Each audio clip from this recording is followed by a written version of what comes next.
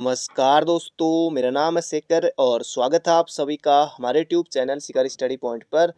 दोस्तों, इस वीडियो में हम देखने वाले हैं पंचायती राज व्यवस्था के 40 महत्वपूर्ण प्रश्नों को। एग्जाम कोई भी हो दोस्तों, एग्जाम में यहाँ से प्रश्न जरूर देखने को मिलता है और सिलेबस में भी है पंचायती राज व्यवस्था। तो यहाँ से प्रश्न जरूर आएगा। 40 प्रश्न है इसमें और 40 में से आपका स्कोर कितना रहा कमेंट बॉक्स में जरूर बताएगा। दोस्तों, एक पार्ट 1 है पंचायती राज व्यवस्था का, इसके अलावा और पार्ट भी आगे को आते रहेंगे। तो पहला प्रश्न है यहाँ पर हमारा, भारतीय संविधान के निम्नलिखित अनुच्छेदों में से कौन सा अनुच्छेद राज्य की सरकारों को ग्राम पंचायतों को संगठित करने का निर्देश देता है? तो इसका सही उत्तर होगा दोस्तों हमारा ऑप्शन नंबर बी, अनुच्छेद 40 में है। तो ये आपको बिल्कुल याद रखना है, कई बार एग्जाम में पूछा जा चुका है ये प्रश्न। और इसके अलावा आपको बताना है कि अनुच्छेद 32 में क्या है करके, ये आपको बताना अनुच्छेद 32 में क्या है करके। अगला प्रश्न है यहाँ पर हमारा, भारतीय संघात्मक व्यवस्था में तृतीय दल कब जोड़ा गया? तो तृतीय दल दोस्तों इसका सही उत्तर होगा 1993 में जोड़ा गया था तृतीय दल। एग्जाम में पूछा जा चुका है प्रश्न, तो ये आपको बिल्कुल याद रखना है। बाकी ऑप्शन इसी तरह से दिखाई देंगे 1990, 91, 92, 93। तो क्रम वाइज ऑप्शन वहां भी रहेंगे, तो ऑप्शन नंबर डी होगा इसका बिल्कुल सही उत्तर। अगला प्रश्न यहाँ पर हमारा, पंचायतों एवं नगर पालिकाओं के संबंध में भारतीय संविधान में किस वर्ष प्रावधान किया गया? तो इसका सही उत्तर भी 1993 होगा। तो ये आपको बिल्कुल याद रखना है, 24 अप्रैल 1993। तो ऑप्शन नंबर डी। अगला प्रश्न यहाँ पर हमारा, 73वां संविधान संशोधन कानून की वैधानिक शुरुआत किस संविधान बिल से हुई? अब ये दोस्तों बहुत कम अभ्यर्थियों को पता होगा अगर एग्जाम में आता है, पर आपको अब पता लग गया है। तो इसका सही उत्तर दोस्तों 64वां संविधान संशोधन बिल था, ये जो 73वां संविधान संशोधन के संबंध में। तो ये आपको बिल्कुल याद रखना है, 64वां संविधान संशोधन बिल था और संविधान संशोधन कौन सा था? तो 73वां संविधान संशोधन था। तो ये आपको बिल्कुल याद रखना है, एग्जाम में पूछा जा सकता है क्योंकि बहुत कम अभ्यर्थियों को पता होगा। अगला प्रश्न यहाँ पर हमारा, किस संवैधानिक संशोधन के द्वारा पंचायती राज व्यवस्थाओं को संवैधानिक स्तर प्राप्त हुआ? तो इसका सही उत्तर होगा दोस्तों 73वां संविधान संशोधन। बाकी जो 74वां है ये नगर पालिकाओं से है। इसका सही उत्तर यहाँ पर हमारा ऑप्शन नंबर ए, 73वां संविधान संशोधन। तो ये आपको बिल्कुल याद रखना है। अगला प्रश्न यहाँ पर हमारा, भारत के संविधान में पंचायतों एवं नगर पालिकाओं से संबंधित 73वें और 74वें संवैधानिक संशोधन जब हुए उस समय भारत के प्रधानमंत्री कौन थे? अब दोस्तों राजीव गांधी तो थी नहीं, इंदिरा गांधी तो ये भी नहीं, पहले चले गए थे। तो इसका सही उत्तर होगा दोस्तों पीवी नरसिंह राव। तो ये आपको बिल्कुल याद रखना है, उस समय कौन थे? पीवी नरसिंह राव थे। अगला प्रश्न यहाँ पर हमारा, पंचायती राज संस्थाओं को 29 कार्यों की सूची किस अनुच्छेद के तहत दी गई है? पहली बात तो दोस्तों कितने जो कार्य 29, तो ये 29 विषयों के बारे में, और ये दोस्तों अनुच्छेद 243 जी में है। तो ये आपको बिल्कुल याद रखना है, बहुत ज़्यादा महत्वपूर्ण प्रश्न है। 243 ई में दोस्तों पंचायतों के कार्यकाल के बारे में बताया गया है। तो इसका सही उत्तर होगा दोस्तों ऑप्शन नंबर डी। दोस्तों, अभी तक आपने वीडियो को लाइक नहीं किया तो एक लाइक जरूर से कर दीजिए। अगर आप चैनल पर नए हैं, अभी तक आपने चैनल को सब्सक्राइब नहीं किया हुआ है, तो चैनल को भी जरूर सब्सक्राइब कर लीजिएगा। तो अगला प्रश्न यहाँ पर हमारा, संविधान के 73वें संशोधन द्वारा पंचायतों को निर्दिष्ट किए जाने वाले कार्य निम्नलिखित में वर्णित है। तो अनुसूची पूछेगी दोस्तों, ये हो जाएगा यहाँ पर हमारा 11वीं अनुसूची। 11वीं अनुसूची तो पंचायत से संबंधित 12वीं नगर पालिका, दोस्तों ये हो जाएगा हमारा 11वीं। अगला प्रश्न यहाँ पर हमारा, भारतीय संविधान की 11वीं अनुसूची में पंचायतों के लिए कुल कितने विषय निर्धारित किए गए? तो अभी हमने देखा था, तो विषय दोस्तों 29 है, तो 29 विषय निर्धारित किए गए। तो ऑप्शन नंबर सी। अगला प्रश्न यहाँ पर हमारा, निम्नलिखित में से कौन पंचायतों की संरचना के बाबत उपबंध करने को अधिकृत है? तो इसका सही उत्तर होगा दोस्तों यहाँ पर हमारा राज्य का विधानमंडल। तो ऑप्शन नंबर बी होगा इसका बिल्कुल सही उत्तर। अगला प्रश्न यहाँ पर हमारा, यदि पंचायत भंग होती है तो किस अवधि के अंदर निर्वाचन होंगे? तो दोस्तों इसका सही उत्तर है यहाँ पर हमारा 6 माह के भीतर। अगर पंचायत भंग होती है तो 6 माह के अंदर निर्वाचन होंगे, अगर आखिरी 6 माह बचा है तो तब नहीं होंगे। अगला प्रश्न यहाँ पर हमारा, पिछली बार दोस्तों यूकेपीएससी ने प्रश्न पूछा हुआ था ये वाला, जो यहाँ पर आ रहा है, निम्नलिखित कार्यों में कौन सा कार्य स्थानीय स्वशासन से संबंधित नहीं है? तो जन स्वास्थ्य है, स्वच्छता का प्रबंध ये भी है, जन उपयोगी सेवाएं ये भी हैं। तो इसका सही उत्तर होगा लोक व्यवस्था का अनुरक्षण। तो इसका सही उत्तर हो जाएगा ऑप्शन नंबर डी। अगला प्रश्न यहाँ पर हमारा, पंचायतों के चुनाव कराने का निर्णय किसके द्वारा लिया जाता है? दोस्तों यहाँ पर आपको केंद्र सरकार या चुनाव आयोग नहीं करना है, इसका सही उत्तर यहाँ पर हमारा राज्य सरकार।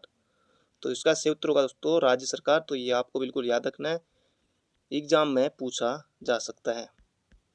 अगला प्रश्न यहाँ पर हमारा संविधान के प्रावधानों के अंतर्गत पंचायत चुनाव कराने का निर्णय, तो वही प्रश्न है, अलग अलग तरीके से पूछा जाता है, तो राज्य सरकार द्वारा होगा इसका सही उत्तर।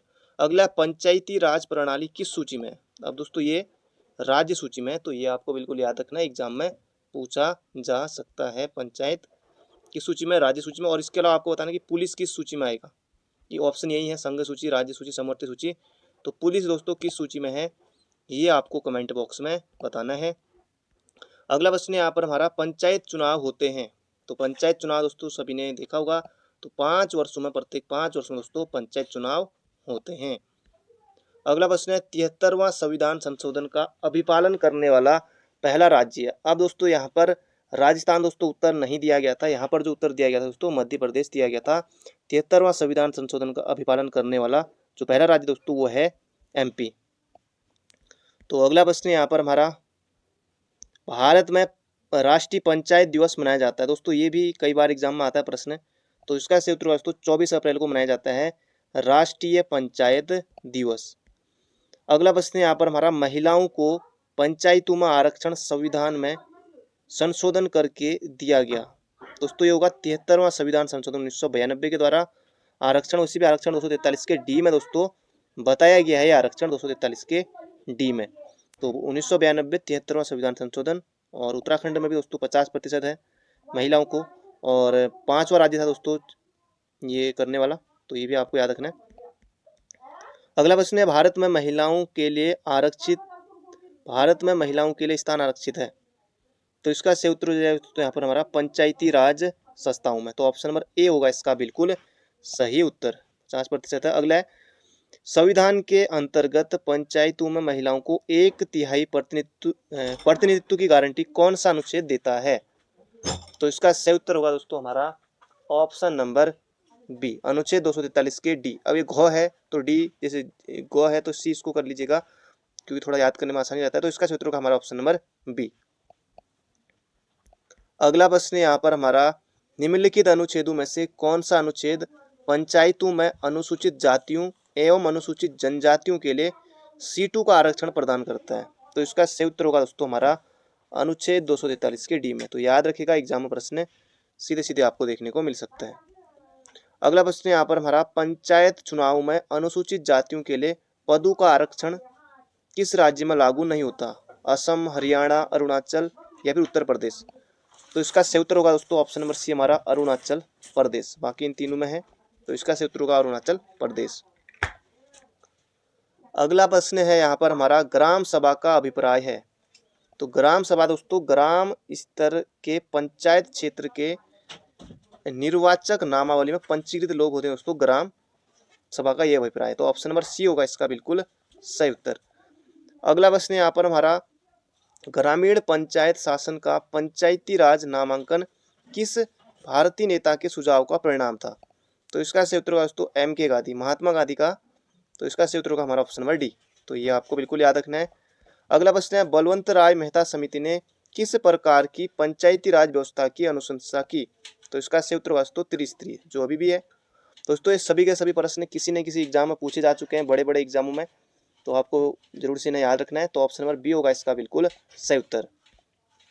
अगला प्रश्न है, निम्नलिखित राज्यों में से किस में बलवंत राय मेहता की सिफारिशों के अनुसार पंचायती राज व्यवस्था सर्वप्रथम स्थापित की गई? तो ये होगा दोस्तों राजस्थान में, 2 अक्टूबर 1959 को राजस्थान में, नागौर में।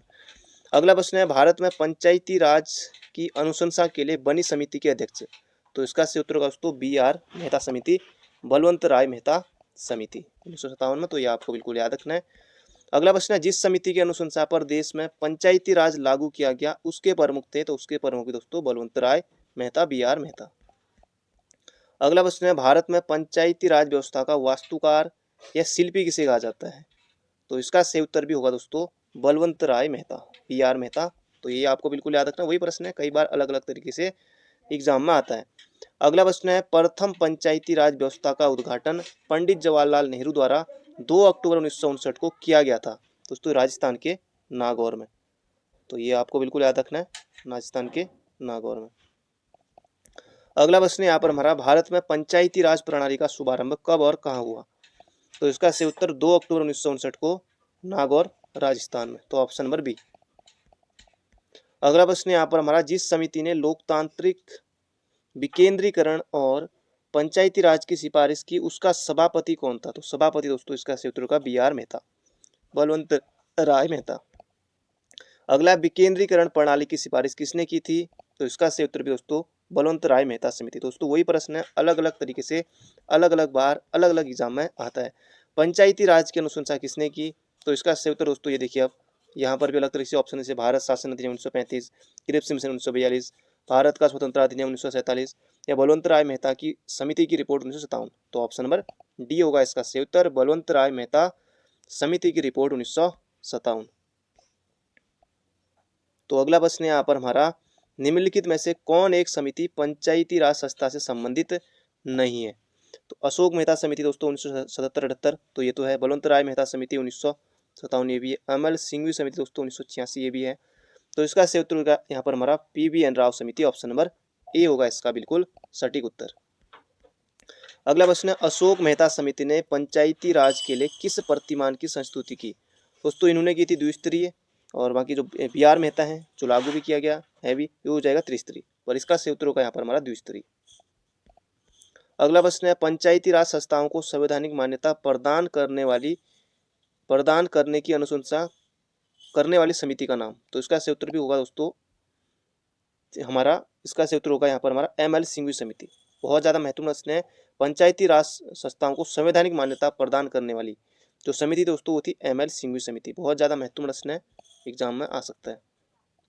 अगला प्रश्न है, हमारे संविधान के किस भाग में 3 सोपानों में पंचायत बनाने की परिकल्पना की गई? तो ये होगा दोस्तों भाग 9 में। तो याद रखेगा भाग 9, बिल्कुल आपको याद रखना है। अगला प्रश्न यहाँ पर हमारा, राज्य निर्वाचन आयोग नगरीय निकायों के निर्वाचन का संचालन किस अनुच्छेद के तहत करते हैं? तो इसका सही उत्तर होगा दोस्तों हमारा अनुच्छेद 243 के। तो ये आपको बिल्कुल याद रखना है, एग्जाम में पूछा जा सकता है, बहुत ज़्यादा महत्वपूर्ण प्रश्न है। और 243 के आई में दोस्तों वो है पंचायतों के लिए वित्त आयोग, तो वो भी आपको याद रखना है, एग्जाम में पूछा जा सकता है। तो दोस्तों ये थे आज के हमारे 40 महत्वपूर्ण प्रश्न। बाकी मिलते हैं बहुत जल्दी एक नई वीडियो में। और शाम को दोस्तों जो जनगणना से संबंधित दोस्तों उत्तराखंड की तो जनगणना है 2011 की, उसके प्रश्न दोस्तों 50 महत्वपूर्ण प्रश्न आपको आज शाम को देखने को मिलेंगे, तो उसके लिए भी तैयार रहेगा। तो बाकी मिलते हैं बहुत जल्दी एक नई वीडियो में। अगर आपने अभी तक लाइक नहीं किया तो एक लाइक जरूर से कर दीजिए, और आप चैनल पर नए हैं तो चैनल को भी सब्सक्राइब जरूर कर लीजिएगा।